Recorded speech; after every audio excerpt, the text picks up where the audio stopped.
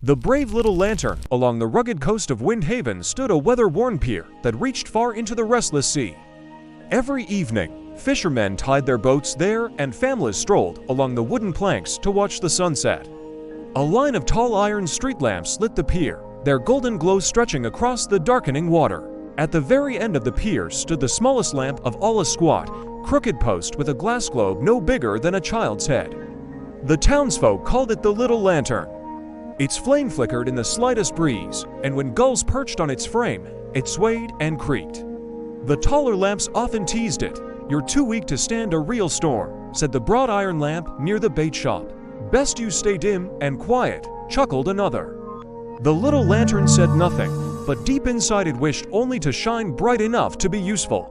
One late autumn evening, the sky grew heavy with charcoal clouds. Fishermen hurried to haul in their nets as a cold wind sliced across the bay. Thunder rolled like distant drums. From the lighthouse on the cliff came a warning bell, 3 slow peals that meant a gale was coming. By nightfall, the storm arrived with a roar. Waves pounded the pier, sending salt spray high into the air. One by one, the tall lamps sputtered as the wind tore at their flames. First, the lamp by the bait shop went dark, then the two in the center. The pier plunged into darkness. Far out at sea, a small fishing boat fought the churning water. The captain, soaked to the bone, searched the coastline for any sign of home. The great lighthouse beam was swallowed by sheets of rain. Even the town's rooftops disappeared in the blackness. At the very edge of the pier, the little lantern trembled. Rain lashed its glass, and the wind howled so fiercely it bent nearly sideways. But it remembered the children who laughed beneath its glow on warm summer nights, the old couple who paused to rest under its light, the fishermen who nodded to it before heading to sea. "They are counting on me," it thought. "I will not go dark." It drew on every spark of oil left in its chamber. The flame steadied. Then it brightened, first to a soft glow, then to a fierce golden beam that cut through the storm like a guiding star. Out on the waves, the fisherman's eyes caught a glimmer. "There!" he shouted, pointing to the solitary light piercing the darkness.